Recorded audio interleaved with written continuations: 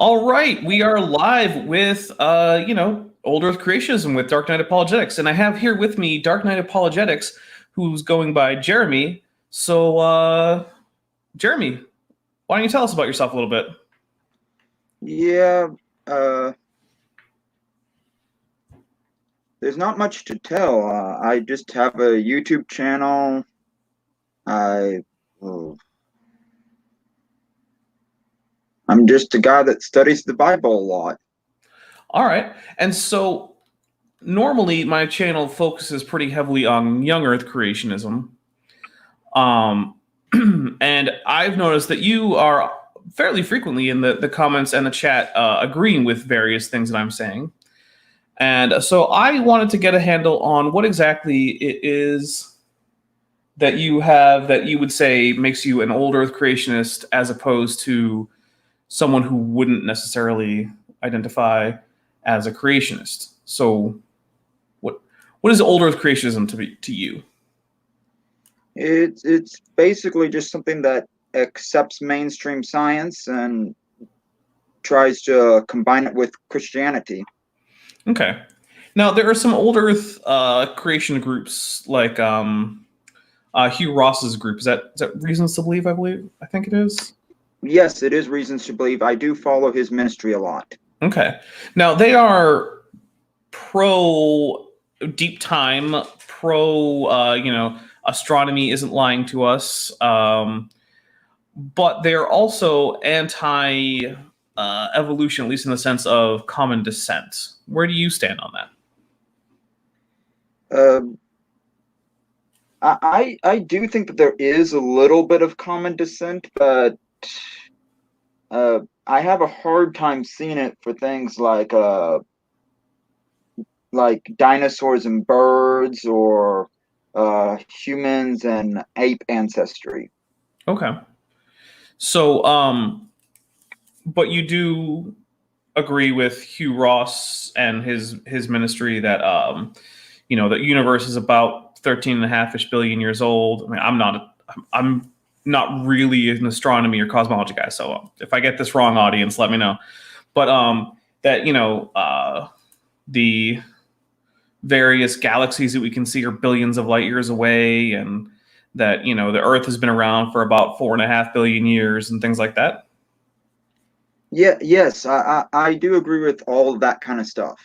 Okay, so you had said that you were someone who doesn't reject mainstream science, but I think it would be hard to argue that common descent isn't an aspect of mainstream biology. Yes, biology does have a lot of that common descent thing, but reasons to believe has their own creation model What is that that? does make predictions. Okay. What is the? Could you describe the model for me? Because I'm not very familiar with it.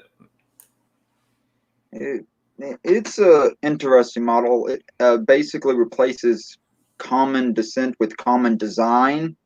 I haven't read much about it, but a lot of what's about that model is in their books, and I haven't purchased very many of those books. Well, how do you understand it?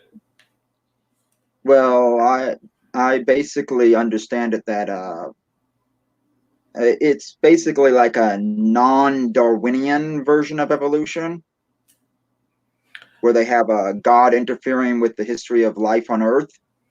Okay. And does he do this by selectively breeding organisms, creating the mutations that he wants? Does he create new organisms de novo?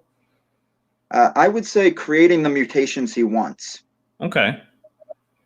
Now, is there some way that we could tell the difference between I guess can we say a miraculous mutation and a natural mutation? Is there a difference? I would think there would be a difference, but I'm not exactly sure how you would test for that. Okay. So I guess so that would mean then that there is this common descent, wouldn't it? It's just that God is pushing it in particular ways. I guess you could say that. Okay. Because it sounds to me like if God is introducing these mutations and you think that that is the primary way in which he is guiding evolution, then it would still be true that, say, humans and chimpanzees would have a common ancestor. It's just that at some point after that split, God was putting in mutations in one side of this lineage of apes to get to humans. Well, there is that whole Imago Dei thing. Right. The image of God.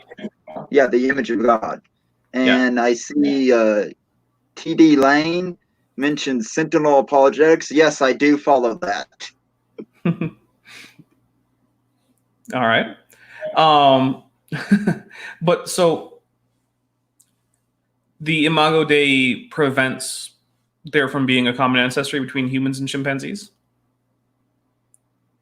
I don't know if you would say that, but I don't exactly know how to describe the image of God. It has signatures that you can see, like complex language, advanced tool design, those kind of stuff.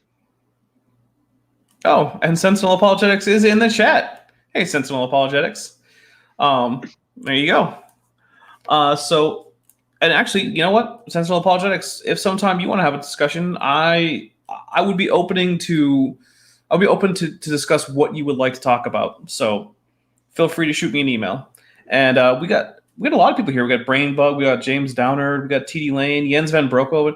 Hey, all you guys who are joining from Europe, thank you for stopping in. I like to make these Saturday streams at a time when you can watch them. So I really appreciate you being here. And yeah, I'm sorry that most of my uploads are at times that are just terrible for you. But okay, so it seems like, though, that all of these things like tool use and language capacity and things like that, we know that they can be interrupted via injuries or even genetic defects in humans, right? Yes, I would definitely agree with that. Okay. So it still seems like that could be something that would be caused by mutations, that mutations would be the basis of the genetics allowing humans to perform these functions.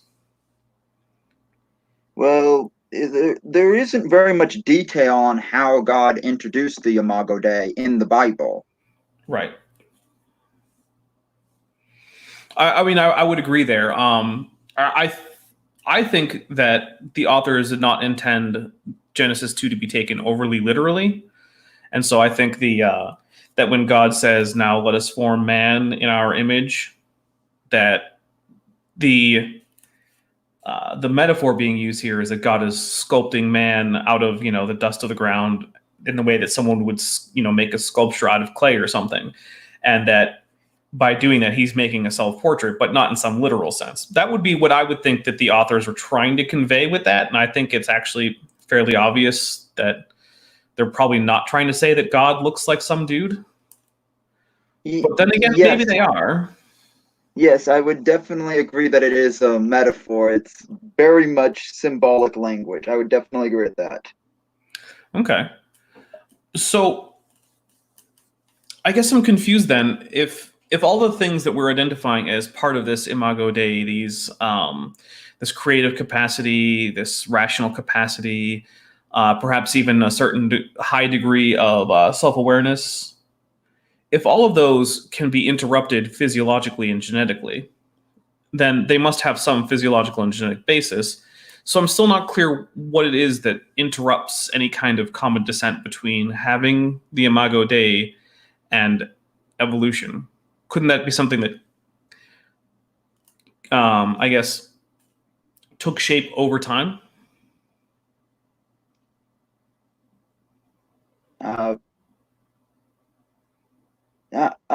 I think it's something that needs further study in science. Okay. Oh, and Sentinel Apologetics, it's your first time on the channel? Well, awesome. I'm glad you're here. Be nice to everyone in the chat. Not my chat is nice. I've got a nice chat. So what kinds of study could be done to learn more about this Imago Dei? Is there a I, way we could I, investigate it? I think there would be a way that you could investigate it in biology and geology and different fields of science, but Okay. Well, for that, we would need a pretty clear definition of it. So, is that something that we have available? Reasons to Believe might have given a definition at some point in time, but I don't think I've ever read it. Okay. I mean, that's fair. So, are there any mutations in particular that you think are likely to have been caused by direct divine interference? Not off the top of my head. Okay. So, now, if it's my understanding that you have on, I think your Twitter profile or something, you have progressive creation.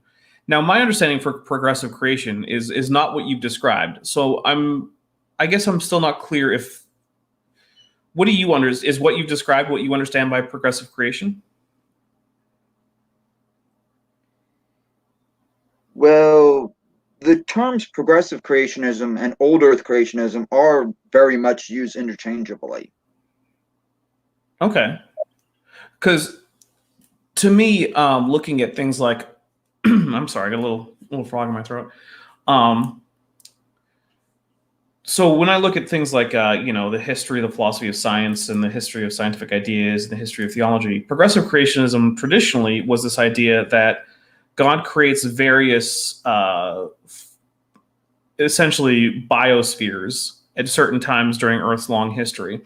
So at some point, he created the sort of Cambrian biosphere, and he was like, oh, I'll toss in a weird shrimp monster, and we'll put in some little spider crab looking things, and we'll toss in some coral and some jellyfish and a worm that kind of looks like a fish. And then after a while, he was like, okay, I'm kind of done with that. Let's toss in, some jawed fish, and we'll get in some giant scorpions, and that'll be fun.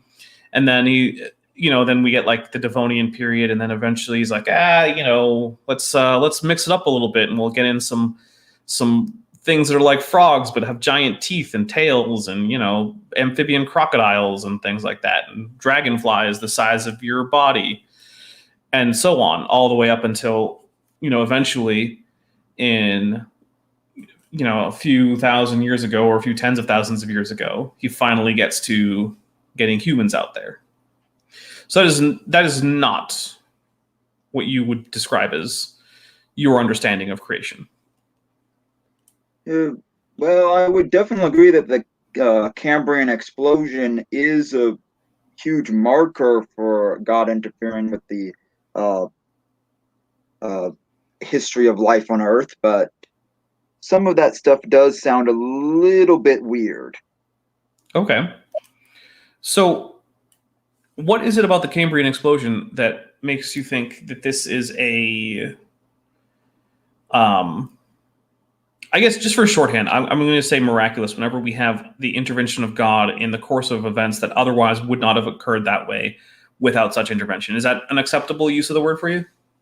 Yes, that is. Okay, yeah, and that's a definition I think is fairly common in a lot of circles dealing with theism and the interference of God in the world. It's that idea for miraculous. So, all right, what is it about the Cambrian explosion that makes it seem miraculous to you in the way that perhaps some other transitions between geological periods might not seem as obviously miraculous, at least?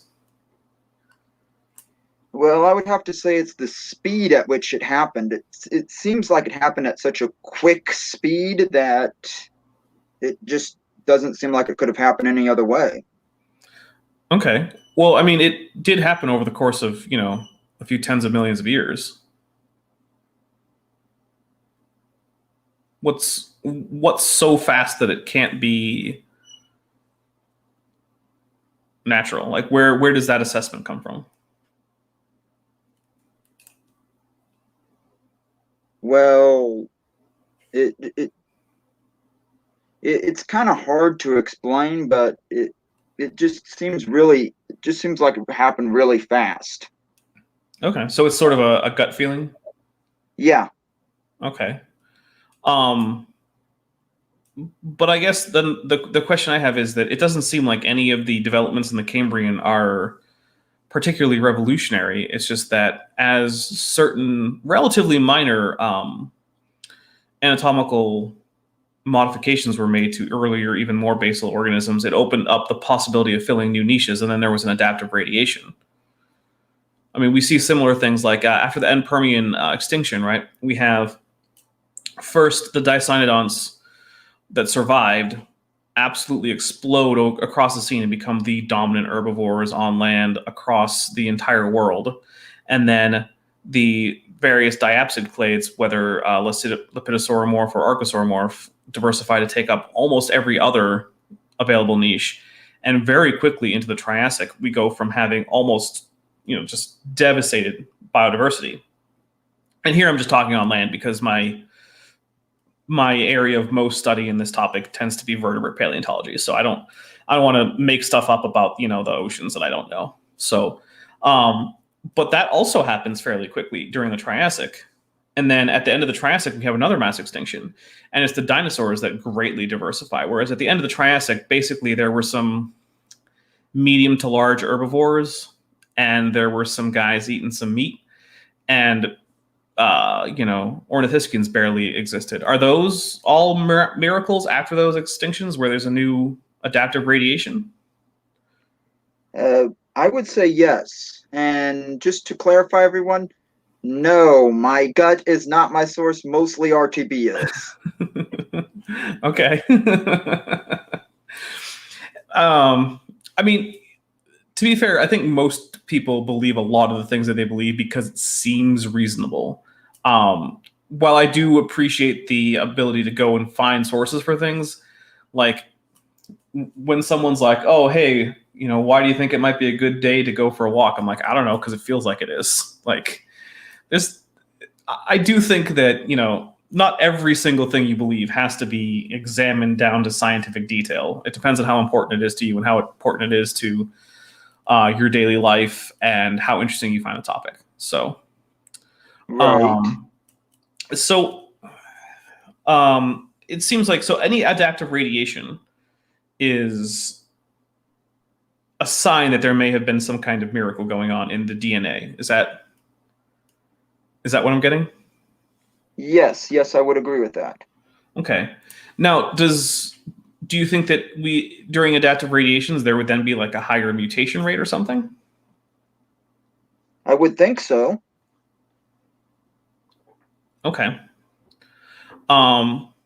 So does that include even relatively minor adaptive radiations, like say, um, we have a new volcanic island form in the ocean, and some initial colonists get there, and then there's going to be an adaptive radiation amongst the initial, usually birds, insects, and plants with relatively light seeds that are going to land there and start a new ecosystem. Does God directly interfere there too?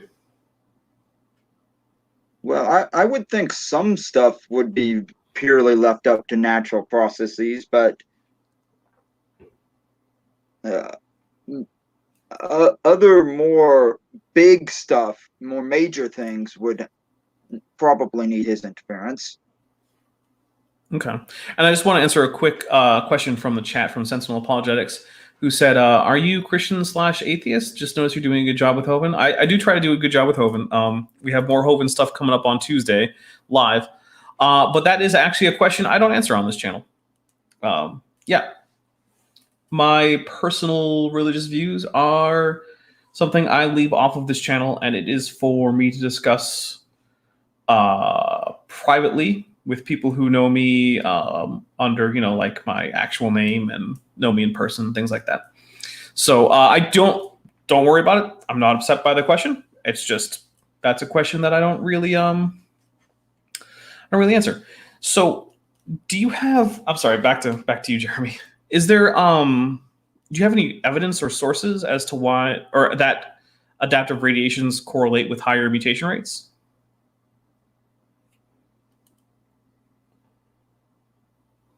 Uh, I I cite RTB a lot. but I don't know where I could get those sources. Okay. Because it seems like that would be something that we could probably check on to some degree, because there have been adaptive radiations recently enough in history that we could check, the amount of divergence in genetic variation between these relatively recent radiations versus, older ones. Yeah, RTB definitely has proposed some tests that you could do to see if their model is correct. Okay. What are some of those things? Because I'm actually, like I said, I'm unfamiliar with their work on biology. Well, they have a list of some of those tests on their website. Okay. Do you have a favorite one? Not really, no. Oh, that's okay. Um, so I guess it does seem like you're believing in common descent, but I don't think that RTB does. Am I mistaken about that? Uh, they mix in some common descent, but mostly it's common design. Okay. How would you tell the difference? Uh, I'm not sure. Okay. Because it seems like we have a really good. Oh, and by the way, RTB is reasons to believe. That is, it's. I want to say it's Hugh Ross's ministry, but I don't know if he actually owns it, or I don't know exactly what the relationship is there. Does he actually own Reasons to Believe? Yes, he does. He's the founder. Okay, so there you go. Sorry, my knowledge on Hugh Ross is mostly restricted to his work on astronomy and cosmology, where I don't really have any particular issues with it. Not that I know enough to really be able to pick it apart if there were any big issues, but I don't find him off that I noticed there. So, but the common design, common descent thing always seems to be a little odd to me, because it seems like so like let's say there's a common design thing, right? Like I do stuff in like I do some 3D stuff, right? And I can take assets and shove them into completely different scenes, or I can even take parts of assets, take them off, and assign them to new assets. But if you were to take all of the assets I've created in 3D for my various projects, you couldn't put them into a nested hierarchy like you can with living organisms or with human languages, right? There wouldn't be one objectively correct way to put these in, or even a small number of objectively similarly right ways with a whole bunch of other obviously not as optimal ways to arrange all these things, right? That does sound reasonable, but we don't know everything about how God did the whole creating thing. Well, right. But the reason I point that out is that when things have common designers, they tend to share common design elements, but not in a nested hierarchy. What tends to happen, at least with human designers, is that they will pull whatever thing they find useful from wherever it happens to be. So, for instance, let's say you had like a small shrew, right? It's a tiny little animal. It weighs less than many insects. So, a common designer could simply put insect wings on a shrew. But we don't ever see any kind of cross taxa borrowing of traits like that, right? Like there are no flying squirrels with feathers, even though that would be useful. There are no dinosaurs with molars and incisors, even though it would be nice for them if they could have that, because it would make chewing a whole lot easier. There are no things that are otherwise marine mammals, but that also have gills to get a little bit of extra supplemental oxygen. So, but those are all the kinds of things that you could do as a common designer. So it seems like all of the things that we expect from common descent are true, but none of the things that couldn't be true with common descent are true. Only the things that So the only things that we don't find are the things that could only be explained by common design. Is that Am I I, I, missing that something? I understand what you're saying, but it's basically something that needs further field of study. Okay.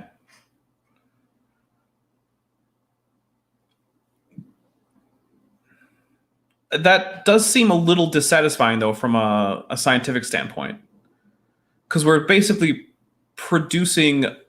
So you know about parsimony, right? Explain. Okay.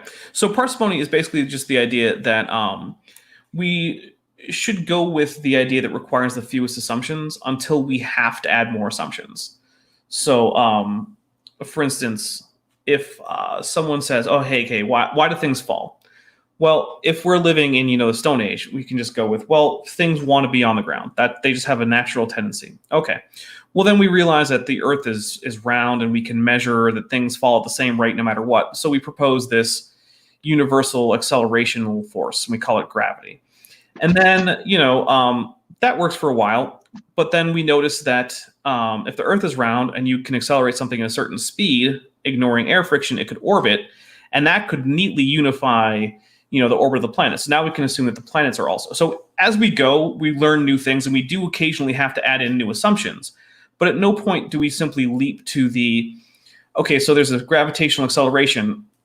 It must be an army of angels, all named, Jeff. They're all named Jeff, and they all push things towards center of masses proportional to the mass of the two objects they're pushing. Like that, we don't need Jeffries to help us with this. That army of angels named Jeffrey, until there's something that we can't explain without them, why are we adding them into our scientific discussion of gravity? And it seems like there's a similar problem here, where it's like we don't have anything that is particularly indicative of common design as opposed to common ancestry. So why are we bringing it in? Have you ever played the video game known as Spore? I have. Actually, me and Beethoven spent a lot of time out in the open ocean playing Spore for hours because there's nothing to do on the open ocean. But so why do you ask? Because there's a lot of similarities between the way Spore works and what I would consider common design. I would actually agree with you, yeah. But you see, that's kind of my point, though. If you look at the creatures in Spore, they don't fall into a nested hierarchy. They're a combination of in Spore. So, in case anyone doesn't know, Spore is an old it's was it a Maxis game, right? Right. Unfortunately, it's distributed by EA, but whatever. Well, I'm not here to complain about EA, even though I could.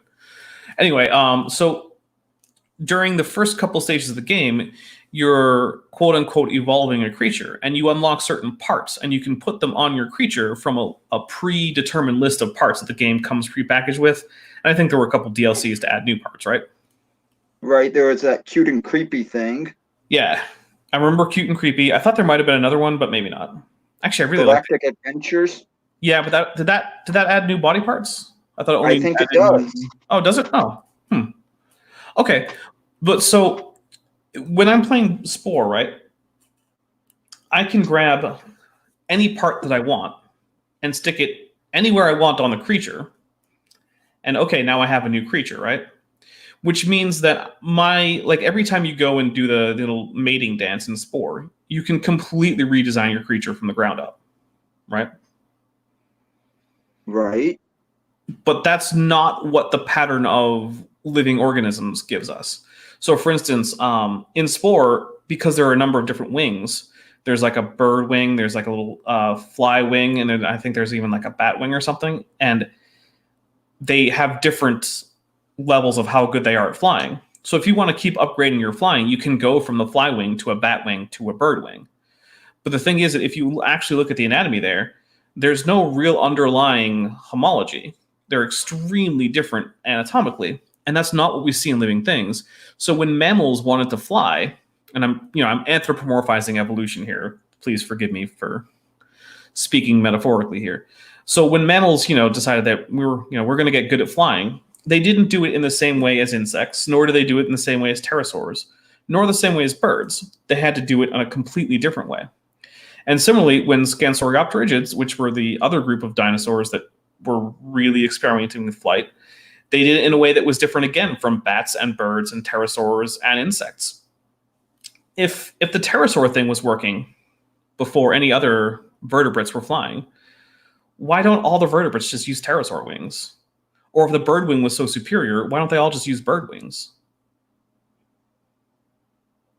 I understand your point, but I think different wings worked better for different animals. Well, do you have a reason for that? Well, I don't think pterosaur wings would work very well on an insect. Well, okay, we can cut out insects for now because the size differences does create some constraints there. We'll just stick with tetrapods.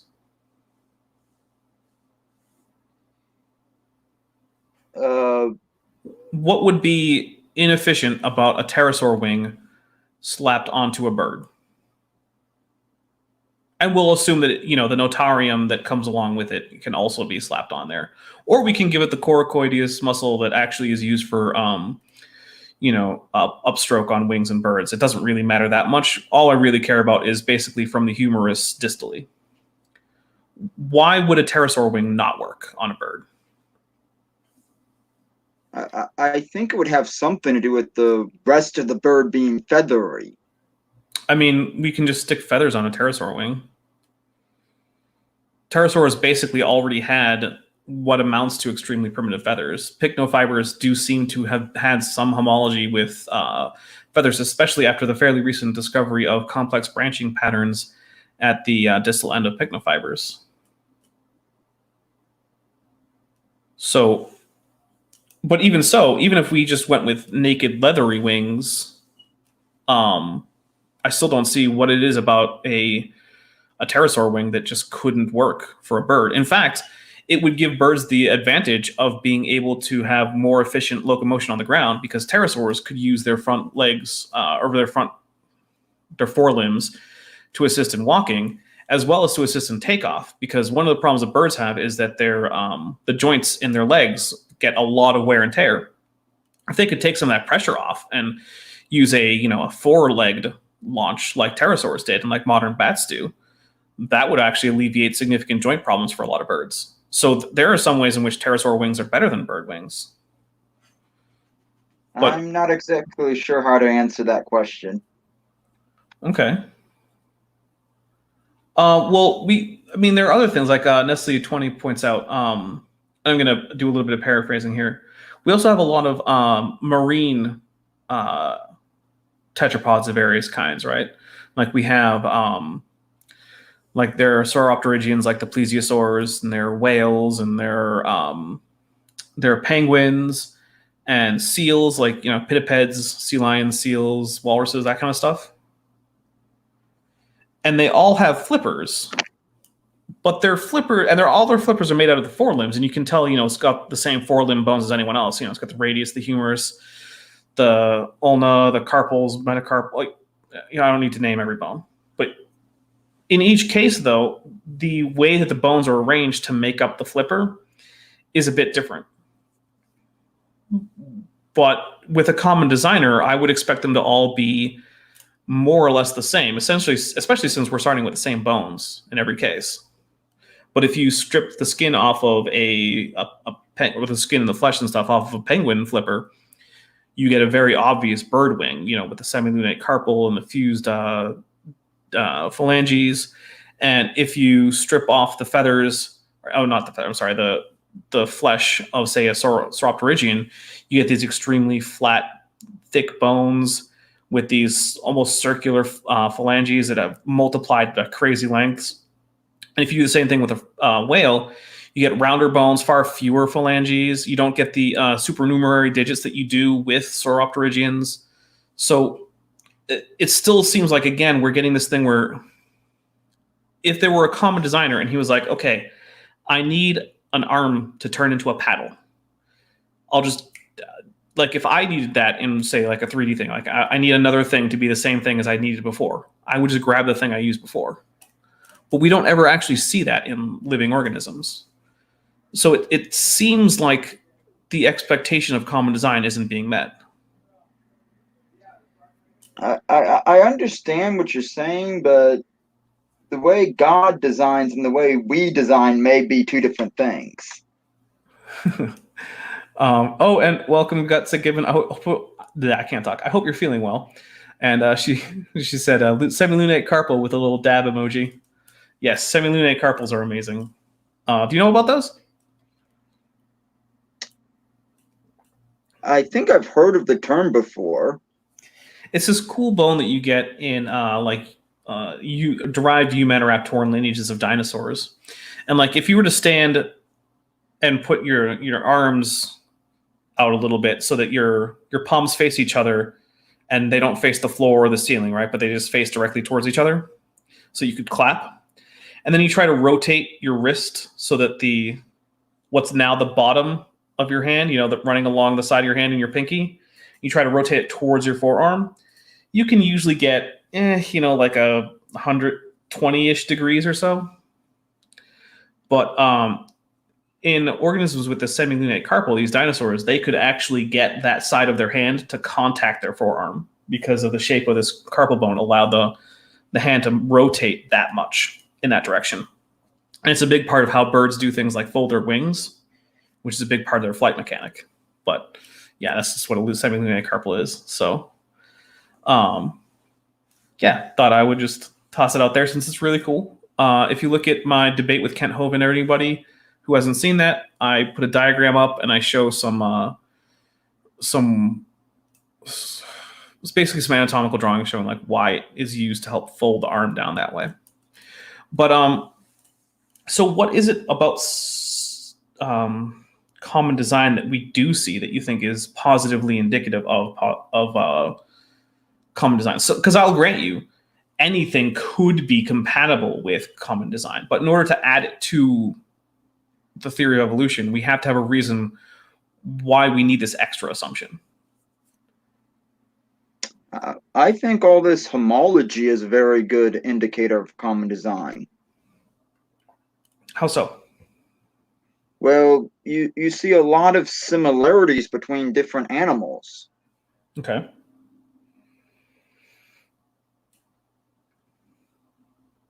But why is that indicative of common design in a way that makes it more indicative of that than of common descent?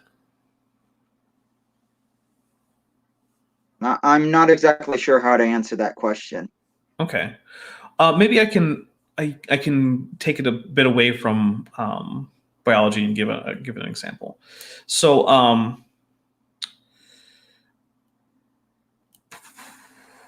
what do I want to use? All right. So I don't know. Do you speak any other languages besides English very well, or even really at all? I do speak a little bit of French and Spanish. Do you know the words for father in both of those languages? Not off the top of my head. Okay. So in French, actually, for some reason, off the top of my head, I can't remember in Spanish, but in French, it's père, and in English, it's father, and in German, it's Vater, and in Latin, it's pater. And I'm gonna go ahead and guess that you can see some kind of commonality here, right? Right. And so the thing is, though, that the reason that is, and we can actually look back at even older languages and other things like what was it in Old English and things like that. And what we find is that the reason that all these languages have a similar word for father. Oh, and we got in Dutch is vader. So again, we had another similar sound. So do you think that's because someone came into these languages and shoved a word for father that was similar in each of them? Or do you think it's because perhaps there's a Proto-Indo-European root, or even not even necessarily Proto-Indo-European, but we don't have to go that far into it, but that there's a Proto-Indo-European root that all these languages descend from and take this word from as they go?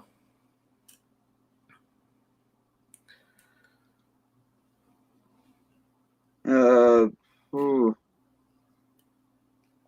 Because I can tell you the linguists are strongly of the opinion that those words all evolved from the same proto-language with the same word for father in that language, slowly evolving into other languages. Well, languages do have similarities to evolution, but there are also differences. Oh, definitely, definitely. I'm just trying to give a non-biological example of why it is that nested hierarchies and homologies don't necessarily imply, in fact, they don't at all imply common design.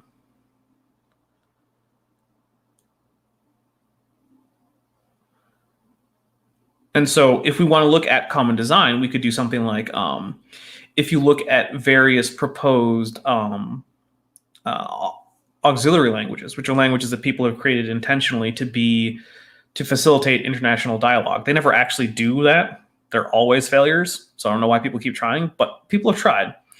And if you look at, especially the ones made to try and facilitate conversation amongst European speakers, they all tend to do certain things. Like none of them have an extensive gender system for nouns, and they tend not to have any gender or, in many cases, even number agreement between nouns and pronouns.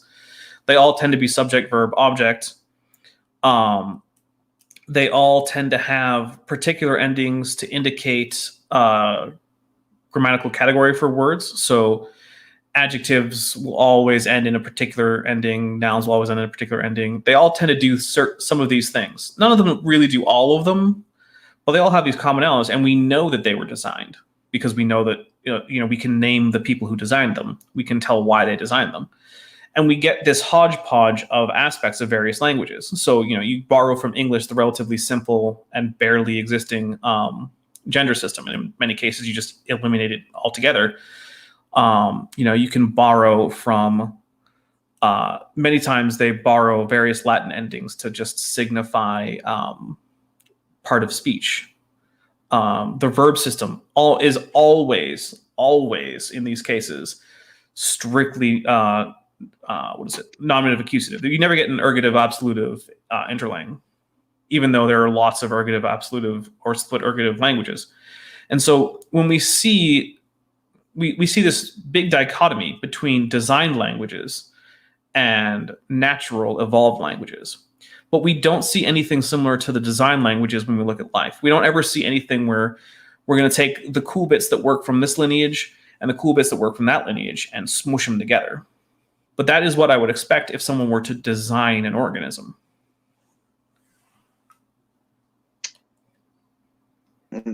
And that would basically come back to the way God does things are different than the way we do things. I guess, but do you see why that seems like a post hoc explanation? I understand what you're saying. Oh, Investor Fry says, I like Dark Knight Apologetics. I do too. Dark Knight Apologetics is a great guy, and I very much appreciate his presence on the channel.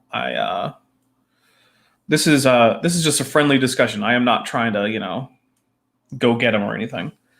But it just seems like every time we can identify, okay, well, this is what I might expect if there's common design, we don't see it. And then rather than rejecting the hypothesis, having, had it fail to be supported, we just say, well, maybe it's true anyway.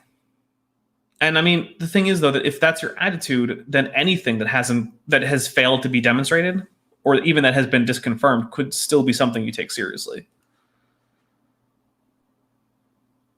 Like at that point, why isn't it just you can make something up, and then if it fails to bear out, you just go with it anyway? The current RGB model that we have today, the one that they're proposing right now, isn't the same one that they've been proposing from the beginning. Oh, they've made changes to it. Right.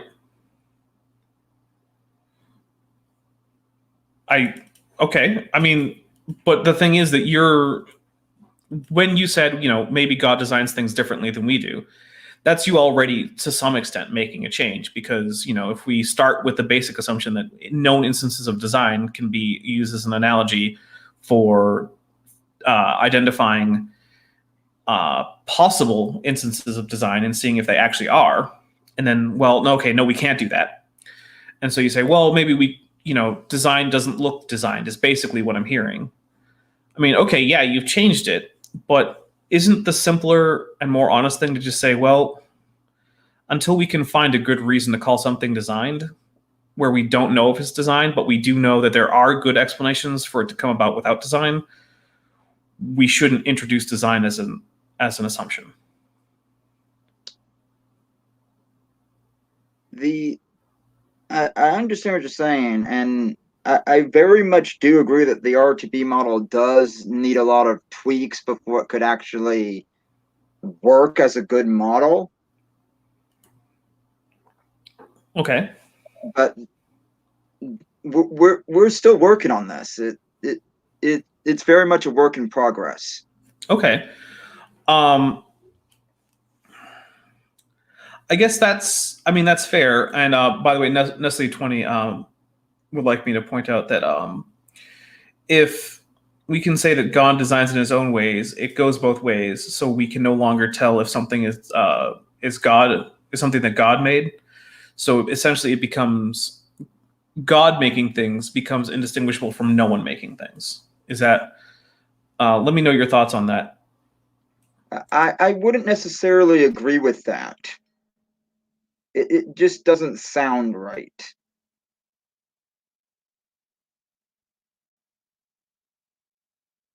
Okay, so then how would you distinguish between something that God made and something that he didn't make? I don't think we would really have anything in the universe that couldn't be attributed to having God made it. Well, certainly, if you have an omnipotent entity, literally anything could be explained by it. But there's also, if we have explanations that don't require that entity, then it's hard to see a good reason to say, oh, well, we should introduce it. And maybe there are such things. In fact, I'm very open to the possibility that there are some things that we wouldn't be able to explain without reference to some kind of transcendent being. But I would like to know what those things are and how we can tell that they can't otherwise be explained. So is there a way to distinguish between God having made something and just the outcome of natural laws and physics and chemistry? I would think there would be, but I'm not exactly sure what that indicator would be. Okay. I mean, so for me, what I would expect is something that would violate some kind of process. Like there isn't a possible process that could result in the particular outcome. So, for instance, it would be very hard to say build a planet that actually is supported on pillars, like you get in certain ancient ideas about cosmology, where the Earth is supported on pillars. So if we if we found a planet where, say, the crust was actually held up on solid pillars made of, like, I don't know, iron or something, and there was just a void between these pillars, okay, I would say, well, something would have made that. I don't know if it's going to be identical to any particular conception of God, but it certainly isn't something that formed naturally. You get what I mean? Yeah, I understand what you're saying. So if we want to introduce design where we have a natural explanation that already seems to adequately explain everything we're trying to explain, I still don't understand why we would add that.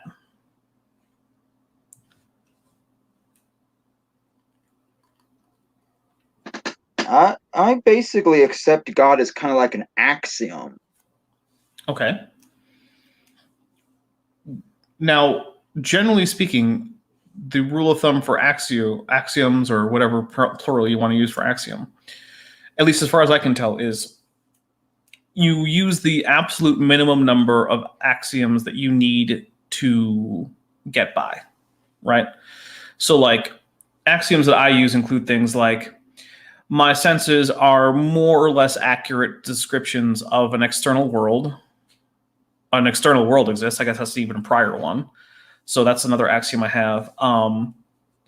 Other people have a internal mental life similar to mine, and also have perceptions that are at least closely analogous to mine, and therefore their actions and perceptions can be understood by me putting myself in their place. That's another axiom. I can't prove that.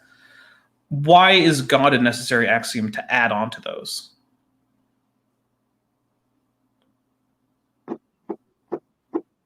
I'm not exactly sure how to explain that, but it basically goes back to my religious beliefs. Okay. Which I'm not here to disabuse you of. I'm just curious because I know of people who would say that while their acceptance of God isn't axiomatic, it's based on, say, certain philosophical arguments, or they think it's a good explanation of, the events in first century, what's now Israel / Palestine, what was then the province of Judea, or other such reasons, or personal experience with something that they, had the internal conception of as being some kind of divine or religious experience. And okay, but in none of those cases is God something that they have to assume from the outset. It's always something that they've been convinced of, independent of simply deciding that God existed right away. Why? Well, Go ahead. I was kind of raised in a Christian family, so that may be a little bit different from having discovered Christianity later on in life. Okay. Does it not seem like simply having family history as the reason to accept an axiom is not a particularly good reason to accept an axiom? Maybe, okay, let me back up a little bit. So the reasons that I accept the axioms that I accept, right, is because without them, I would find it difficult to do anything, right?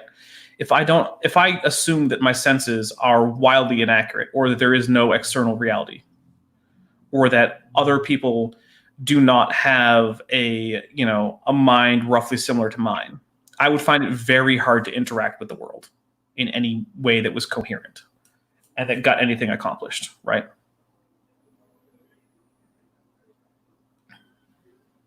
I understand what you're saying, but I find it very hard to logic without the assumptions of Christianity. Which assumptions of Christianity help with that? Well, the idea that there is a higher mind outside of the universe Okay. helped me. How does that help though? It basically makes logic make more sense in that if the ideas of logic are coming from a higher mind outside of the universe, then they're not things that we invented. They're things that we discovered. Okay. But let's say that we don't make the assumption of a higher mind, right? Let's just say that we make the assumption that the external universe that we perceive exists, and that it has physical properties that are not contingent on our observation of them, which is essentially the idea of object permanence, which is another axiom that we tend not to think about, that we actually have to make. The idea that when I'm not looking at the wall behind me, it's still there. So if we make that assumption, why cannot the laws of logic simply be the outworking of the objective properties of an external universe? Well, that kind of goes back to the whole idea of the Greek brute realities. Okay. But I see one major problem with the brute realities in that they seem to fail at certain points. Okay. Please elaborate. I really don't want to make things up, like pulling them out of somewhere, but they they seem to like hit a wall when you get to certain areas. I mean, it would be really helpful if we could give just an example. Like what brute reality do you see as hitting a wall, and why does that become a problem for the idea that logic can simply be the result of an external universe that exists as an objective matter of reality?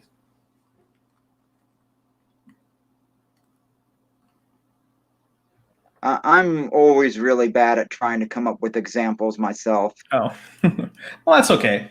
But you see, it seems to me like in order to get laws like, say, non-contradiction, right? Or if A then B, B, or sorry, if A then B, A, well, okay, then B is true.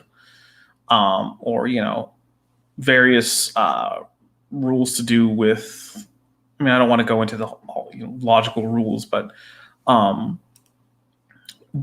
don't see why an external mind is necessary to anchor that.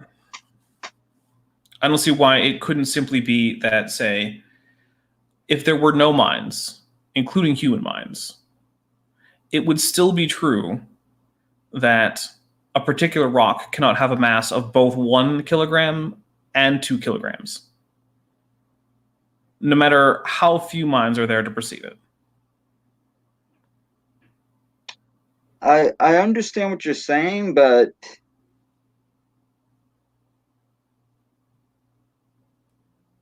uh, I see God's mind as a mind that has always existed. It's an eternal thing. It doesn't have a beginning.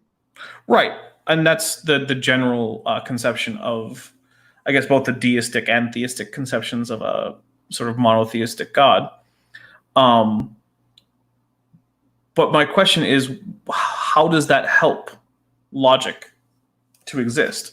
Because if we conceive of an existence where there is no pre-eternal or eternal or whatever mind, why does that make logic fall apart? I would have a hard time answering that question. Okay. I mean, fair enough. I'm not sure that it would. So I guess then it still comes back to, then why are we making the assumption in biology when we don't need to? It doesn't seem like it's helping us explain anything we weren't otherwise explaining.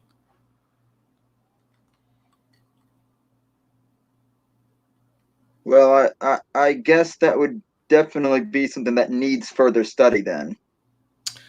Well, generally, when things need further study, it's because something has suggested that this is a possibility in the data. So, for instance, like, let's say, I'll use paleontology as an example, right? For a while, it was very unclear exactly how, say, the shell of a turtle evolved, right? Because a turtle has a carapace and a plastron, right? And so we saw some things that had some anatomical features similar to turtles, and they had thick ribs, but does that mean the carapace came first? But then we also found something that's much closer to actual crown turtles recently, and it looked like it had a plastron, but it didn't seem to have a carapace. And so that suggests that there's new research to be done in, rocks of the appropriate age to try and find out more about the actual morphological development of the turtle shell. So what suggests that there should be new research is the idea that there is, one, an unanswered question, something we don't currently have an adequate explanation to, and two, something that hints in a direction. So what is inadequately explained without intelligent design, and what hints in a direction that we could investigate to find intelligent design?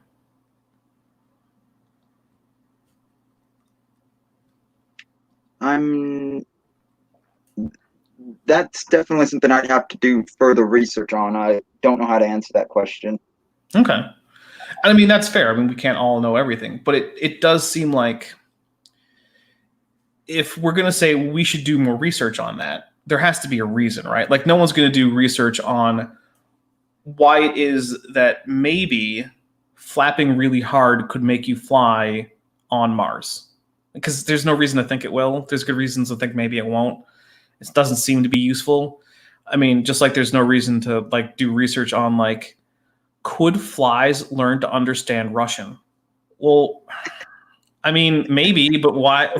What makes you think that's a reasonable avenue for research? So it seems like we're saying, well, okay, maybe this could be true if we research it. Well, maybe, but that's true for an infinite number of possibilities. We can't research all of them.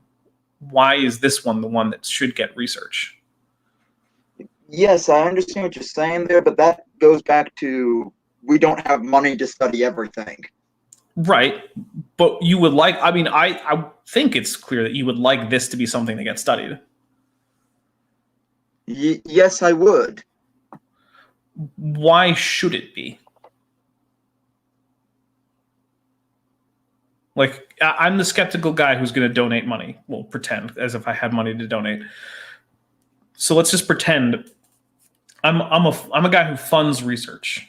You know, surprisingly enough, apparently Newt Gingrich actually funds a lot of paleontology. So we'll just pretend that I'm a Newt Gingrich who's not a politician because I don't like those people. But convince me. Tell me why I should invest my money that I like to see to progress humanity. Oh, and by the way, we have a €5 super chat from Jens van Broekhoven, who gives good advice. Always wash your hands, peace sign. Absolutely. Thank you for your super chat, Jens. It is really appreciated, and it is good advice. And stay safe out there, everybody, especially if you're in one of the places that's getting really hard hit, like most of Italy, New York City. I would say the United States, but the United States is such a vast place and it has such different areas that it very rarely makes sense to actually talk about the United States as a single place. Like, the United States doesn't have a crime rate. It doesn't have a murder rate. It doesn't have a infection rate. It has a series of these spread over a huge geographic area.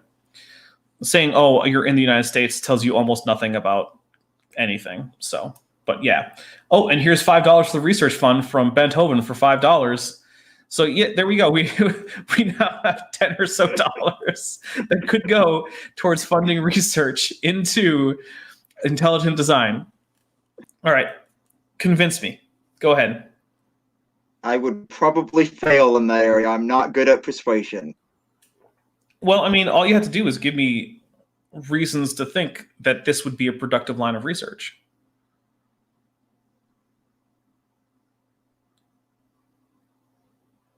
Well, I do think that if we could find markers of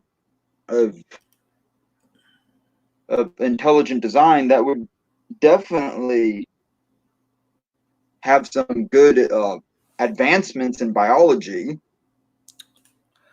All right, but it's already seemed to be established that the things that we would the things that at least we see that you think are the result of intelligent design are all in accordance with the idea that they weren't intelligently designed anyway. So what kind of markers could we see? What would we look for? I'm not exactly sure how to answer that question. The markers are, I think they are there, but I'm not exactly sure what all of them are. Okay, but I mean, it kind of feels like if I said, okay, do you know what a coleopteran is? Not off the top of my head. Good. I was hoping I was hoping that would be the answer. Okay, let's say I said, Jeremy, I'm going to pay you $50 for every coleopteran you find and bring to my place in the next month. But you aren't allowed to know what that is. Are you going to bother to try? No. Well, then it seems hard to understand why anyone would try to look for these markers of intelligent design when no one has really proposed anything that hasn't already failed as a potential marker that could be found. Oh, by the way, coleopterans are beetles. If you could have looked that up, that would be a really great deal because you could have made a lot of money. But yeah, so why? I think RTB has made proposals about these markers, but I haven't read very many of their books. I'm planning on doing book reviews of their books on my channel, but Well, that would be cool. I'm I would be very interested. broke. Well, yeah, that's an increasingly common problem. It seems it's not a good time for people to be spending money on pretty much anything other than absolute necessities. It seems, but from RJ, who, by the way, thank you for stopping in.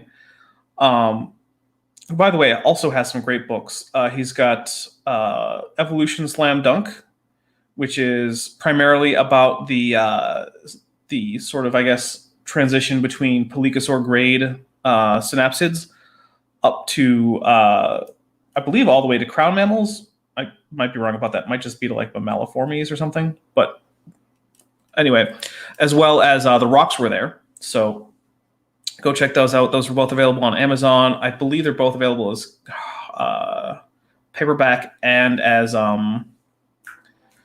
Kindle editions. And just in case, RTB is Reasons to Believe, which is Hugh Ross's ministry. So, but he says the RTB authors have never really thought this through either. So, and we get a shout out for Coleopterids from Brainbug. Thanks, Brainbug. Coleopterids are pretty cool. They're also ridiculously speciose. But I guess one thing is, why not dig into the literature or even the secondary sources on sort of the, not just RTB, but like the things like maybe something from the journal Nature or something? Well, I'm completely willing to change my position if I find evidence that makes me rethink it. Okay. I mean, that's a very, I think that's a very reasonable stance to take. But what evidence would change your mind? Well, I'm not exactly sure what evidence in biology would change my mind, but I do know that there was evidence that made me change my mind to leave young Earth creationism. Well, I mean, that's good, and maybe maybe at some point we should do a leaving young Earth creationism. Although I usually, for me, leaving young Earth creationism usually also involves some kind of acceptance of sort of mainstream biological evolution, and I'm not sure that we're there yet. So maybe not. Maybe we will get there. Who knows?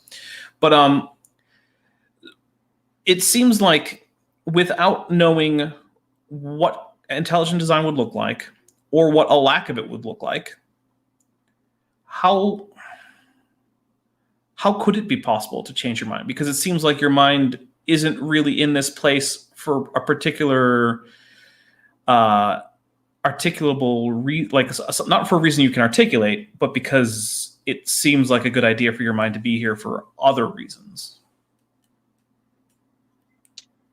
Well,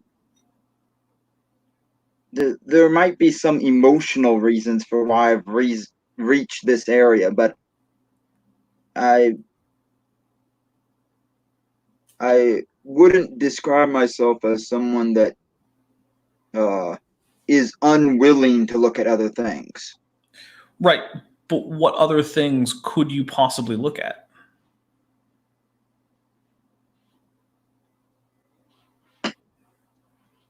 Because you've already basically said design doesn't have to look like any design we're familiar with. And just because it doesn't look designed doesn't mean it's not designed. And God can simply insert miraculous mutations in a way that doesn't look like anything out of the ordinary. So it seems like in every single way that we've looked, you have inserted an extra assumption into biology that is, one, neither needed, nor two, falsifiable, nor three, even confirmable.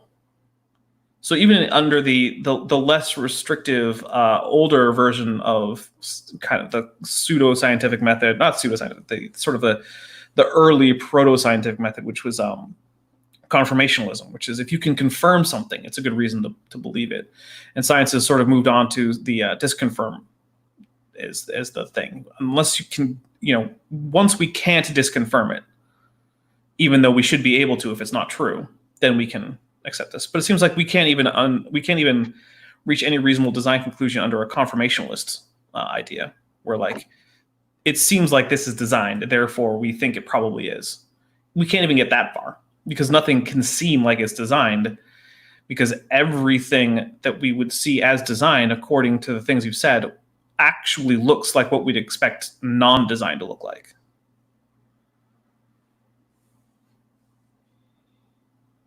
Well, then I think we've hit a roadblock here.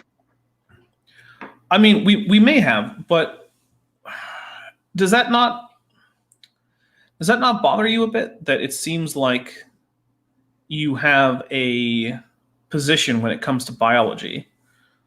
And I don't want to make this sound like I'm picking on you. In fact, I really greatly appreciate your ability to leave the young Earth and go to an old Earth and accept the evidence of cosmology and geology and all that. That's a big step.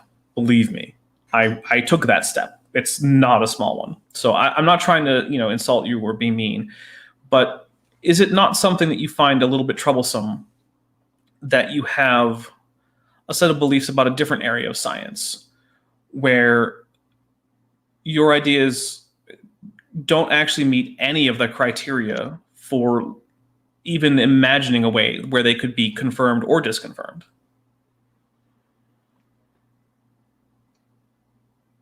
In other words, how are they not just made up? Well, I understand what you're saying, but there is a list of tests that is on the RTB website.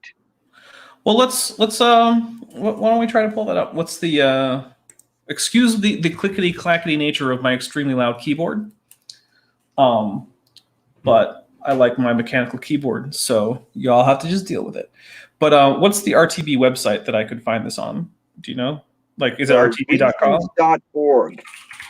Reasons.org. Okay. What kind of thing could I search for in their search bar? RTB creation model. Okay. RTB. Let's see. Ancient galaxies, late heavy bombardment, probably not. Ancient flower. Okay, that might be something, right? Because we're talking about biology, and I don't really think I have any big disagreements with RTB in terms of their astronomy. Or at least if I do, it's minor enough that I don't really care to get into it right now. Okay, so we have the RTB model. Here it is. Okay, humanity traces back to a single woman and a single man. Okay, so that's point one of the RTB model. So this is good. We're getting a model from Reasons to Believe. Humanity's original population size was relatively small. Well, yeah, it would have been 2, wouldn't it? Maybe I'm misunderstanding. You've read more RTB than I have. Is there a difference between 1 and 2? It would be 2. Well, 1 says humanity traces back to a single woman and a single man. What's the difference between going all the way back to 2 and having an originally small population size? It seems like it was extremely small. It was 2.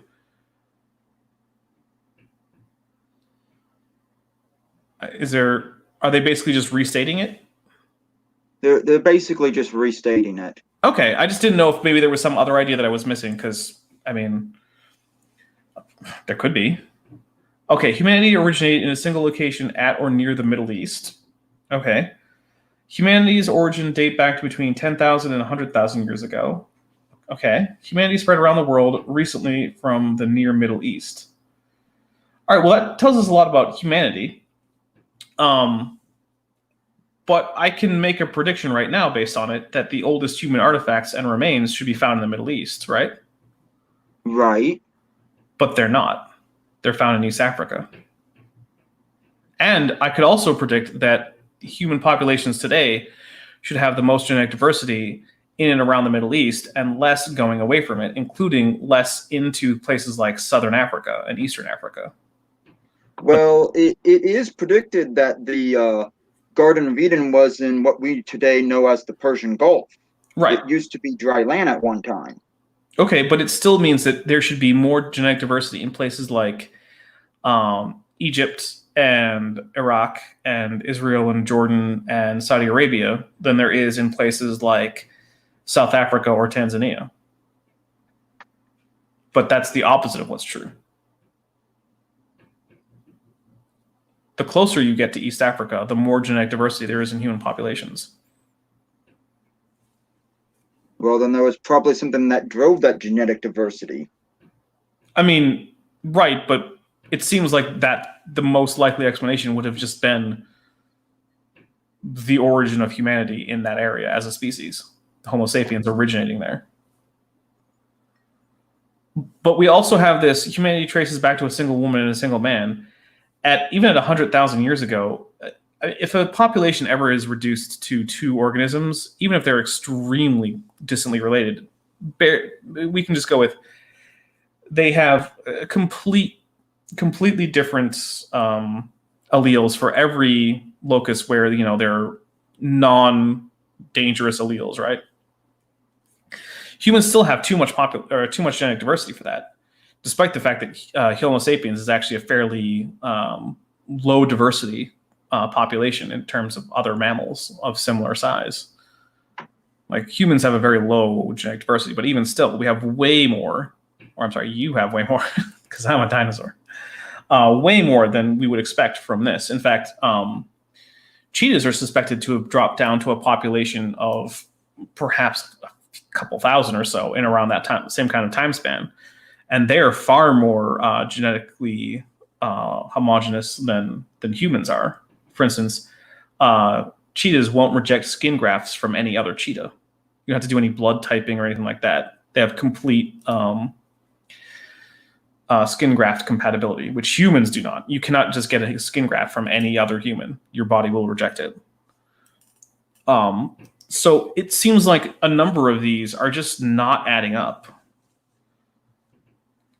Well, I do know that at one point in the beginning, RTB wasn't willing to accept the whole humans interbreeding with Neanderthals, and I think now they have changed that. I did see something with Hugh Ross saying that yes, there was some interbreeding with humans and Neanderthals. Or well, I would consider Neanderthals to be humans, but I guess we could say Homo sapiens and Homo neanderthalensis. Well, a lot of times when RTB uses the term humans, they're referring to Homo sapiens. Yeah, and I mean, I get that as a stipulative definition, but it's not how I would use the term. But I mean, I get that that's their preferred usage. I just want to make it clear that some other people in the audience may also use human in the way that I would, and I think it's also the way that is fairly common. And maybe Gutsick Gibbon, if she's still in here, can correct me on this. But I believe that for a lot of people, the term human can be applied to anything in genus Homo, but yeah. All right, well, let's see. Maybe if we search for oh, I'm not in the right. I can't search if I'm not in the right text field. Okay. Common descent. Let's see.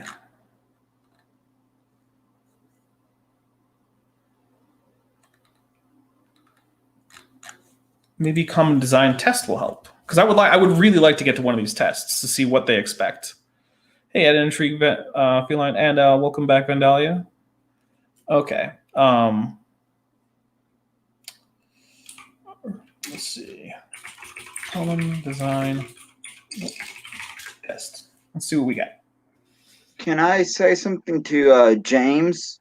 Absolutely. No, I don't let RTB do the thinking for me. I do think for myself. There are areas that RTB says that I disagree with. Okay.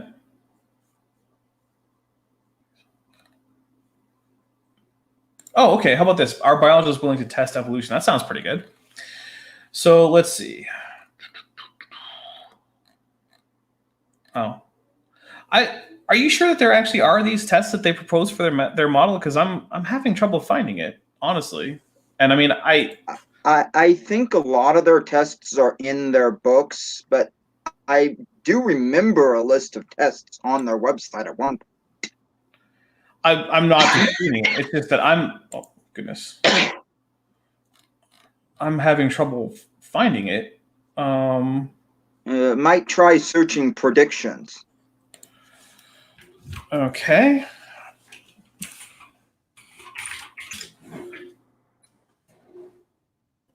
Got something caught in my throat there. Oh, well, be careful. Make sure you sanitize or wash up. Don't want to spread anything.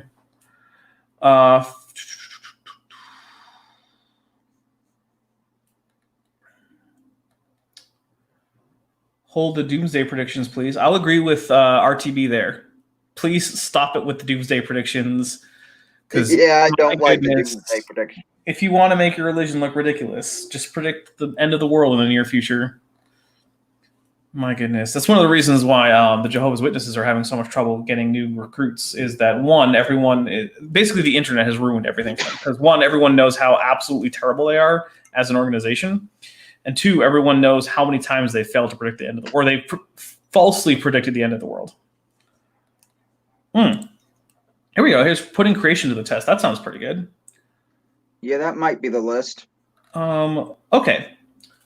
Primary reasons for our release of the origins of light. Let's see. Here's a brief review of original life predictions that flow from the relevant passage of the book 66, or the Bible 66 books. Depends on how you count them, guys. Yeah, there are 3 canons of the Bible. Mm-hmm.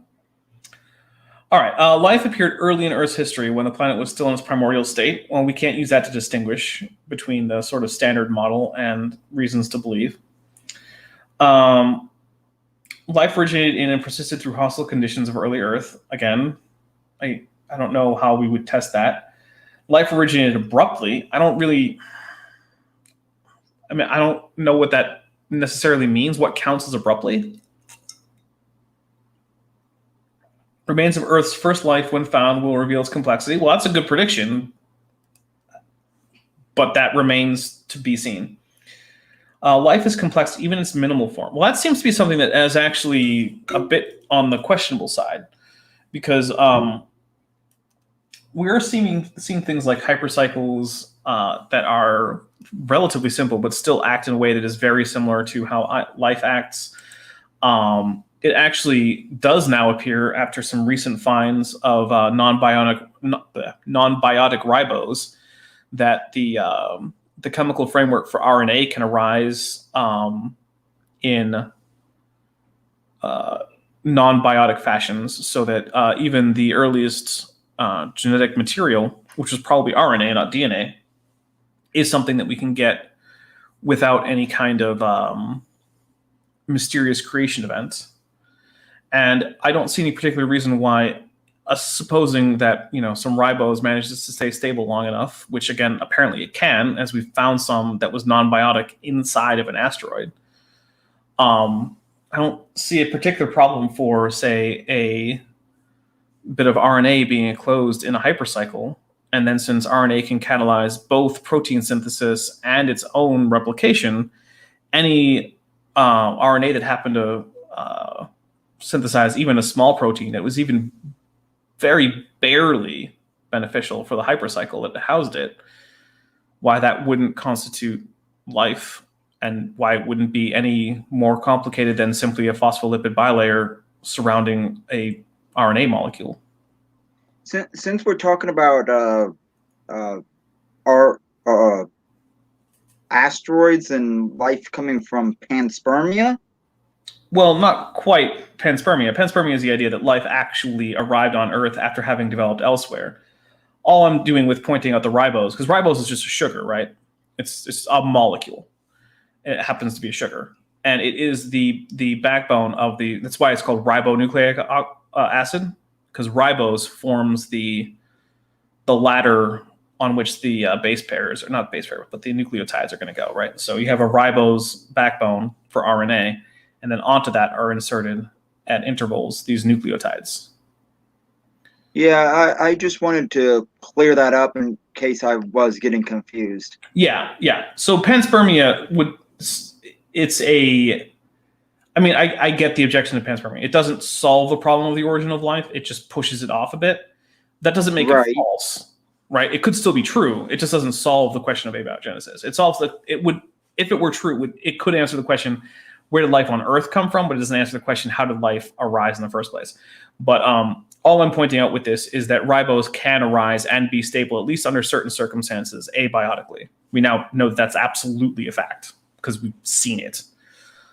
So we know ribose can arise abiotically, and it can, if it's sufficiently protected, remain stable. So, but have you ever noticed how we have a term, left-handed or right-handed, when it comes to that DNA thing, and how there are certain areas where everything has to be one-handedness versus a different handedness in certain areas? well, that's not ribose, but that is amino acids. So amino acids can be levo or dextro amino acids, and that's because of a thing called chirality, where, like, if you look at your hands, you can't get your hands to match each other in any way other than mirroring, right? Like, you can't get the back of your hand and look at the same back of your other hand and then have the thumb pointing the same way. At least not without some kind of weird birth defect thing or something. I don't know. There's always exceptions, right? But there is the chirality problem. But the thing is that even if we just assume that there's a chirality problem, and so we need to have a single chirality in order for an organism to work, it could simply be as simple as, well, perhaps there were competing proto-life particles using opposite chiralities, and it just so happens that the one that ended up dominating was now I can't remember off the top of my head. I believe life on Earth levo amino acids. So, I mean, that even an explanation as simple as that could simply be it. But there are also ideas to suggest that there actually may, under certain circumstances, be reasons why we should expect certain or amino acids of a certain chirality to predominate, even if only a bit. So even if that isn't viable, that was simply, well, this one happened to, this particular form of proto-life happened to win out.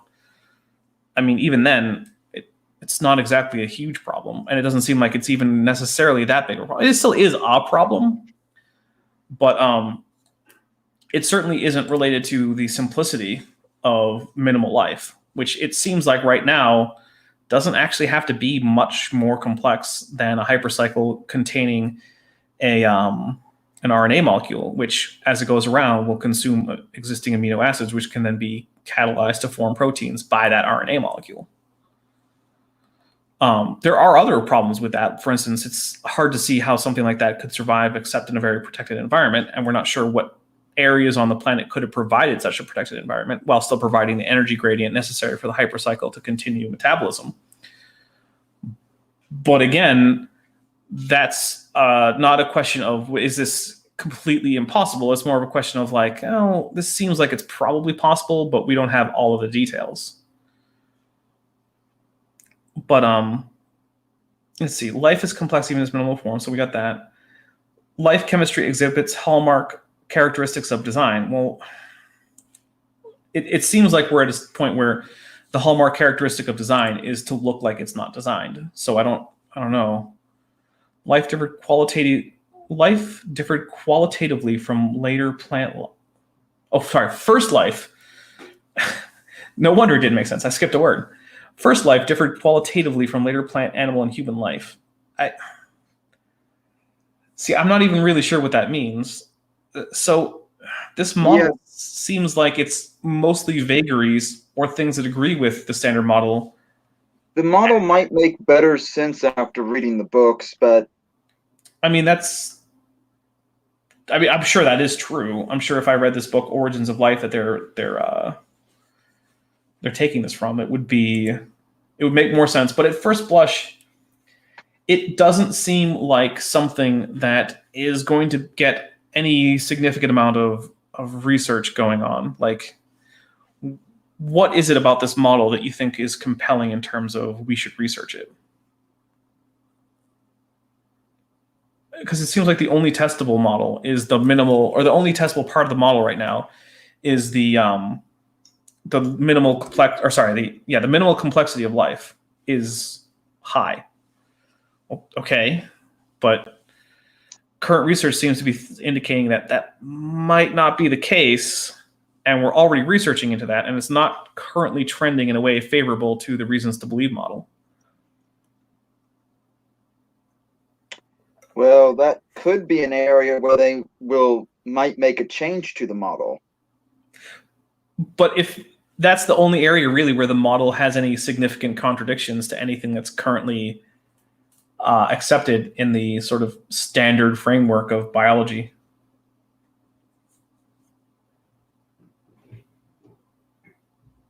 So if they make too many changes for that, then their model becomes indistinguishable from evolution. I understand what you're saying, but at least they're doing better than Flat Earth. Okay, that's true, but it's also a fairly low bar. Most crackheads do better than Flat Earth. So, I mean, they're doing better. They're doing a lot better than a lot of basically anyone in young Earth creationism. And young Earth creationism usually does better than Flat Earth. So, I mean, I will give that to them. They're definitely doing better than a lot of people who are in. They're doing better than the geocentrists. They're doing better than the homeopaths. They're doing better than the witch doctors. Like, yeah, if you want me to list, I mean, if we want to find the people that they're doing better than, yeah, we can find some. That's true. But it seems like, from what I can tell about Reasons to Believe's model, the only places where it actively is going to disagree with current biology are areas where the biology is already trending against them. And if they make any more changes, I mean, I don't object to them just saying, you know what, looks like, biological evolution, common descent, it's where it is. I mean, I would like it if they did that and they could just become like a sister organization like BioLogos, which you're familiar with BioLogos, right? Yes, I have heard of Biologos. I do reference them sometimes as basically like a last resort. Well, so BioLogos is a theistic evolution ministry, I guess. And as far as I know, they don't deny common descent, and I don't know if they do, but I haven't heard of them making too many arguments as that current biodiversity must be explained by active, miraculous, intelligent design. But yeah, it just seems like the Reasons to Believe model, from what I can tell, is just the evolution model, except it isn't the abiogenesis model, but their version of abiogenesis doesn't look like what current studies in abiogenesis are pointing to.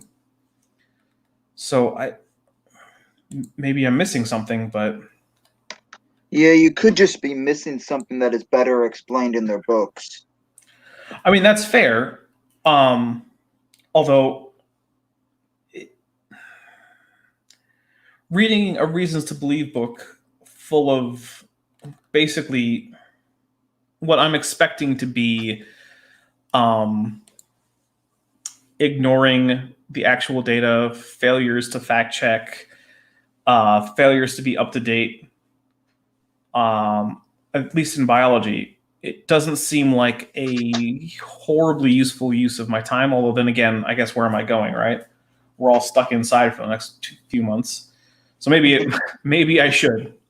We do have a question from RJ. What is your first resort on citations? Where do you look for first if you want to find out? Okay, I want to know about this thing, or I've said this thing and I write it somewhere. Where did I read it? What's your first thing to go to? Usually Google. Okay, but what sources when Google pops up? Because you can't cite Google, right? Like if you were writing a paper for class and you were like, "Oh, where did you find out that the this battle took place in this year?" and your answer was Google, your teacher or professor would be like, "No, that's unacceptable." Yes, I understand what you're saying. You can't just cite Google, but yes, I would look at scientific journals first. Okay, but like, do you? Because it seems like you go to our reasons to believe first.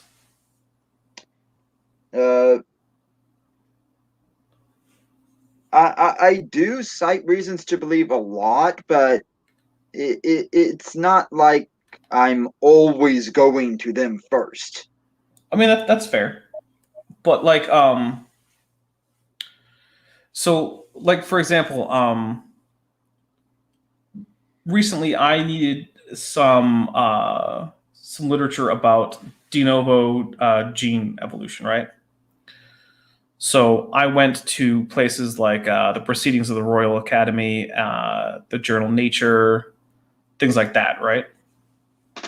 How often do you go and read a actual peer-reviewed study about what you're discussing? More often than you would think. It literally couldn't be because I don't think about that. I have no idea. Well, I do read peer-reviewed journals. Okay. But you know that none of them agree with reasons to believe in the areas where reasons to believe disagrees with sort of the mainstream interpretation. Like, you realize that, right? Elaborate. Like, reasons to believe suggesting that the human population was ever 2. There is no paper in any reputable journal that has ever even indicated that the human population was ever that low. In fact, I would hazard to say that it is something that would be so unlikely that most people involved in genetic studies of humanity would consider it similar in viability to the flat Earth, honestly. I understand what you're saying, but there are certain things that I just don't think we'll ever find evidence for. Okay. And I do want to point out one thing. So Nestle20 asks if you can name one peer-reviewed paper you read recently or the most recently. And I don't like asking that question too many times because even if I read a paper 2 days ago, I usually don't remember what it was called. I have to look it up again. So I don't feel like it's entirely fair to put you on the spot about that. Like what was the last paper I read? I didn't read it thoroughly, but I skimmed the formal description of Ocula dentavis that came out not that long ago, and I don't remember what it was called. I don't even remember who wrote it.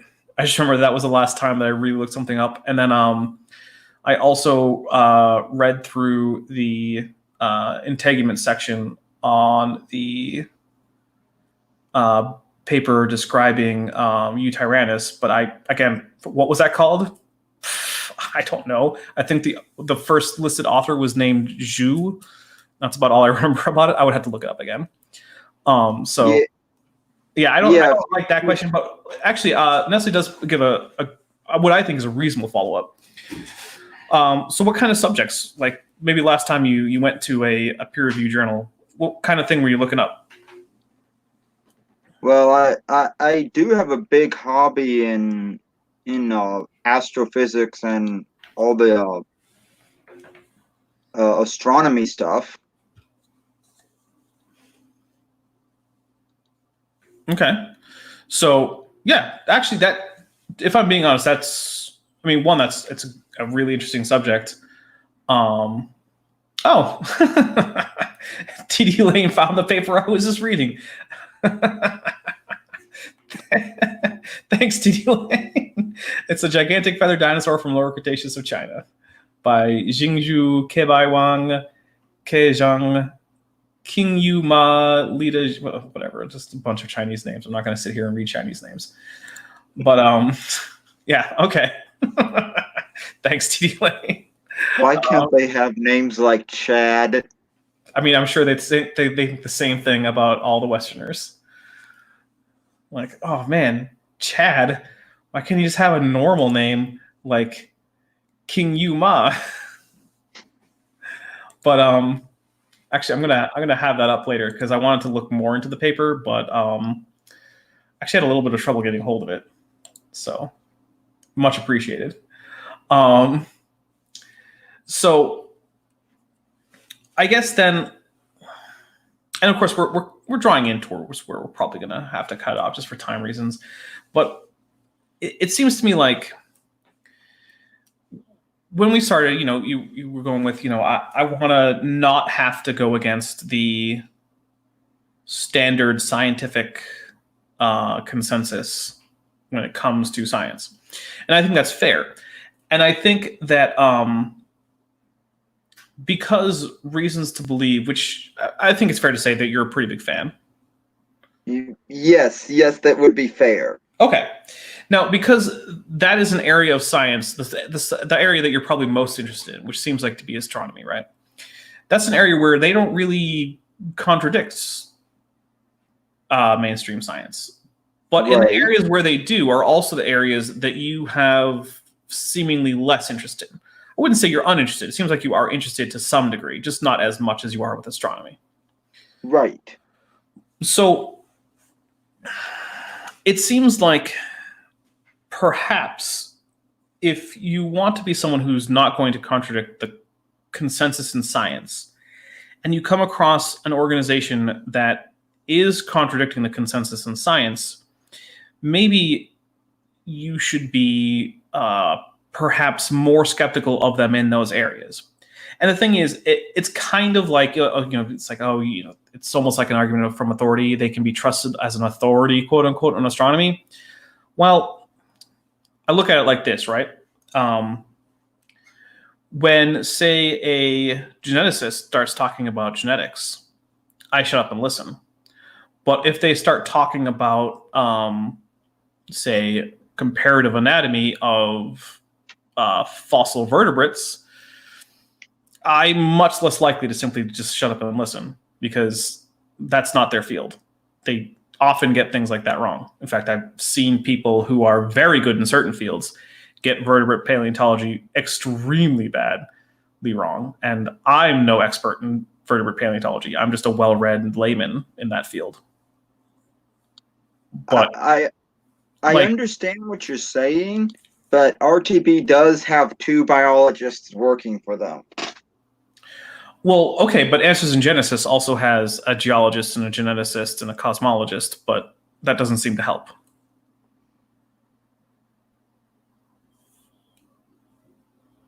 And it still seems like wherever RTB has deviated away from the science, rather than checking with the peer-reviewed science about those sections, you continue to check, which I applaud you for. You check the peer-reviewed science about the astronomy and stuff, which is great. You should, especially if that's a thing that interests you. I don't know that I've ever actually read a peer-reviewed study in astronomy. I'm honestly. Oh, and by the way, we have another €5 super chat from Jens van Broekhoven that says, "Thank you for the EU-friendly stream. You're welcome. I try to keep Saturday stuff EU-friendly. Respect from Dark Knight Apologetics as well." So there you go. You got a shout out from Jens. Thank you. I think you've been great, by the way. You've been extremely polite. No one's getting angry. You're not dodging questions, which is a big problem that we have. Is people like to dodge questions. You'd make a terrible politician, is what I'm saying. Which, by the way, is a very big compliment for me. In case anyone has that as a question, yes, that is a compliment. So I guess now if biology and evolution is something that you don't ever really care to engage with or think about much, then I guess, I mean, whatever. I can't stop that. Oh, oh, sorry. TD Lane said, "I am angry" from Angron. Yes, yeah, that is basically his only quotation. But if that is something you would like, oh, sorry, go ahead. I can't say that I would never look into biology in the peer-reviewed areas, Right. but I haven't had any reason to so far. Perhaps today could be a reason to. Because if science as a whole, as a thing, is something that you care about and you want to be at least reasonably up to date on, I think perhaps today should be an impetus to say, go ahead and look into some of the papers about this. Look into genetics literature about mutation rates. Look into the papers about things like mitochondrial Eve and Y chromosome Adam, because they were neither the first man and woman, nor were they contemporaries. Well, I've about Y chromosomal Adam. I don't think Y chromosomal Adam and biblical Adam have to be the same person. Well, at least according to the young Earth creationists, that can't be. If humanity was literally reduced to Noah and his sons and their wives and Noah's wife, Noah would be Y chromosome Adam. So, I actually don't even know. Do you believe in a global flood? We didn't even ask you about that. No, I don't believe in a global flood. Okay. Do you believe the human population was reduced to 8, 2 of which were probably not in the child rearing phase of their lives? I would say no. If there was a massive flood back then, I would say it would probably be reduced down to at least 80%, if not more. Okay. All right. I still would. I mean, that would still leave us with what, like? I guess I don't want to ask too much about your exact model for what the flood and who was on Noah's Ark. I don't think we really have a lot of time to get into that. But okay, I'm unconvinced that the evidence from just genetics would point there. Although I would say that there are evidence. There is evidence of floods that I think could be considered biblical in proportion, or at least as the large enough to be the basis for such a story. But yeah, look into those things. Oh, hey there, Phage. Yeah, read the genetics papers. Read some of the descriptions of the fossils involved in human ancestry. Take a look at the predictions of reasons to believe, and then compare them to what has actually been found in relevant areas in literature. And I think that you may find that reasons to believe is often either wrong, or the things they're saying are not only unfalsifiable, but in many cases non-confirmable either. Maybe I might do that as part of my book reviews if I ever get around to doing that. That would be awesome. I would be curious to see what comes of that. And by the way, Marcus Dresden says, "I'm an atheist, but Jeremy is cool. I like him." I like him too. Like I honestly, genuinely like Jeremy. He is. I find a lot of the people that I talk to about evolution are friendly people, but many of them are also extremely slippery and willing to just wriggle out of any question. And Jeremy is not. Jeremy actually takes questions and tackles them head on. And when he doesn't have an answer, he just admits that he doesn't have an answer. And I really appreciate that, because I think that puts you quite a ways above most of the people who I have disagreements about evolution with. I have a 5-minute video on my channel about how Christians need to use the words "I don't know" more often. I agree with you. I actually think most people do. Really, just about everyone needs to use that phrase more, because if you don't know, it's fine. You don't know. The intellectually honest thing to say when you don't know is "I don't know." In fact, people think of me as some expert on dinosaurs, but a lot of times when I'm asked a question, the answer is like, I don't know. Like, you know, a question people always ask that people who are into dinosaurs is who would win in a fight, and then they list off 2 taxa. It's just like, I don't know. How would I know that? It's like, who would win in a fight? Tyrannus or Stegosaurus? I'm like, I don't know. Stegosaurus maybe? I don't know. Depends. But yeah, I agree. Everyone needs to be able to be more willing to admit when they don't know. And you've done that actually a fair bit today, which I think is extremely admirable. So, and apparently I'm an expert on fancy dinosaurs. That might be true. that could be true, yeah. But yeah, I think we're gonna wind down. I'm gonna give my upcoming events for the channel. So let's see. Tuesday will be Kent with Bent 21, straight Kentucky bourbon. We're old enough to drink now, so you know. I posted, I believe, on my Twitter the thumbnail for that. So if you want to see the thumbnail, follow my Twitter. The link is in the description. Go follow the Twitter. It will give you channel updates, usually about 24 hours or so before a video comes out or I go live. There will be a tweet about it. So if YouTube sucks, which you know it does, and you want to be notified about my videos, which you probably do if you're here, follow me on Twitter. Let's see. Then Thursday should be another episode of Noah's Zookeeper. Then Saturday, if I get enough work done on the Speculative Evolution project, it will be an update for Phase 2. If I don't, it will be things that aren't dinosaurs about Dimetrodon and other Pelygosaurs to a sort of larger extent. So one of those 2 things will happen on Saturday. And then, of course, you know, we'll go back into Kent with Bent on that Tuesday, presumably. Currently, I don't have another Eric with Erica scheduled. Another thing is I need to talk to Gutsa Gibbon about when we're going to call it for Kent Hovind having backed out of our debate, which he seems very much to have done. I'm getting basically no returned emails from his secretary. His secretary, last I heard, was still insisting on a full name, picture, and phone number from each of us, which, yeah, I don't think I need to tell you that's completely unreasonable. But if that actually, once we decide that we're going to call it and when we want to do this, my plan is for us to both make a quick little video about the situation. And then I'm going to find a website where we can have a live YouTube viewing session where we can have a chat room and we can all watch the same YouTube video. And I have a playlist set up of Kent Hovind's greatest debate failures. I believe it's 11 videos long. So it's going to be a marathon. So feel free to drop in and come back and whatever. I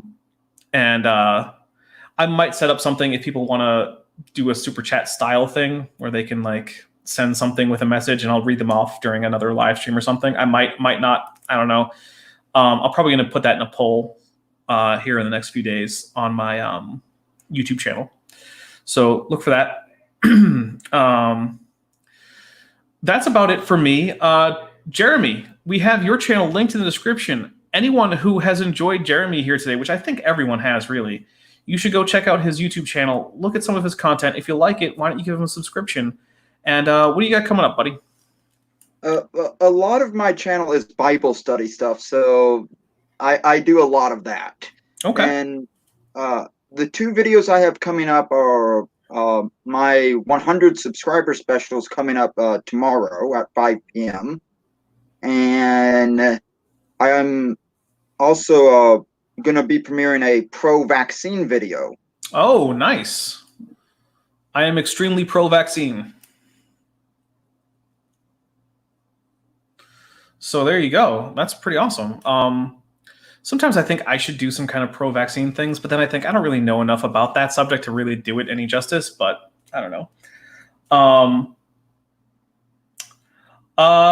Actually, you know, T. Lane asks whether or not I would recommend Jeremy go watch Erica's most recent video and critique Genesis apologetics in the comments. Have you seen that? What are we talking about? Gutsick Gibbon, are you familiar with that channel? No, I don't think I've watched much of that channel. Okay. Well, it's if you go to my channel page, like the where you can find like the list of uploads and playlists and whatnot. Over on the right, there's a featured channel. One of them is Guts Gibbon. I would go check it out. She is doing a sort of a long form.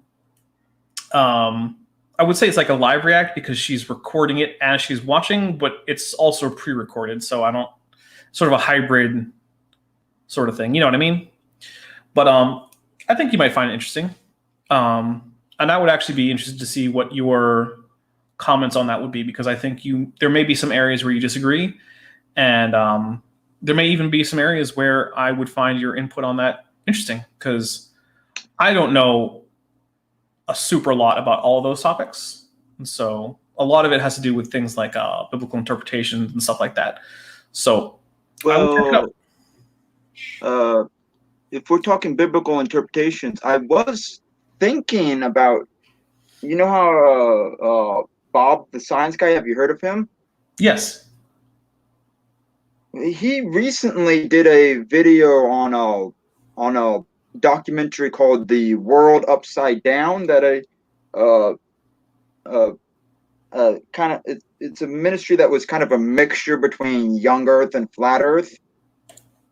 Okay. I was thinking about doing a review on that video. His focused on the science, but I was going to do it focusing on the theology. Okay. That could be interesting, yeah. And I'm sorry, I'm just trying to grab. I just got a message from Vandalia1998 who said that Gutsick Gibbon is going to be on his channel in about an hour with Jackson Wheat, who, by the way, is RJ Downard's co-host, but he is sometimes a co-host, but also a co-author on The Rocks Were There. So I am posting a link to Vandalia 1998's channel because I plan on being there for that. You should too. And not specifically you, Jeremy. I'm just everyone who's here. You guys should go check that out. That sounds like it'll be a fun thing. And I'm probably going to be contacting Gutsick Gibbon. Probably going to try this weekend, make sure she's feeling well. And assuming that she's feeling well, we'll plan out what we want to do for our video. So, yeah. I think that's it for me. Do you have anything you want to add? I do have a Twitter. Oh, yes, that's true. You do. Let me say that out for the audience, and I'm going to be adding it to the description of the video while you do that, because I don't remember off the top of my head. It's at Batman Jeremy W. All right, at Batman Jeremy W. All right, that has been added to the description. So now, if you guys watch this again later, or anyone is watching it, in the far future of like 2021 or whatever, check the description, because Dark Knight Apologetics Twitter is going to be right there. All right, I think that's it for me. Thank you, everyone, for watching. I've had a lot of fun. I hope Jeremy had a lot of fun. Did you have a lot of fun? Yes, I did have a lot of fun. Okay, good.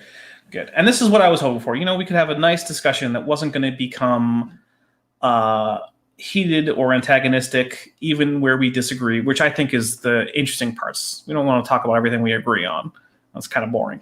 And maybe I could come back for another live stream later on. It's entirely possible. Right now, I'm trying to leave Saturday as my either I live stream or I upload kind of day. So, yeah, it probably won't be next week that I'm going to do another stream on Saturday, unless it's the Kent Hovind thing. But I'm definitely open to having you back. I had a lot of fun. I would suggest, like we said, go read some of the biology literature. You could even start with some sort of mainstream secondary works and look at the claims that you find interesting or controversial, and look at their sources and check those out. But yeah, thank you again. Once again, thank you especially to Jens Van Broekhoven and Bent Hoven for your generous super chats. It is much appreciated. I will see you all again at the very least, hopefully on Tuesday, or in Vandalia 1998's chat, because I'm going to be there soon. And have a nice day. I'm the Dapper Dinosaur.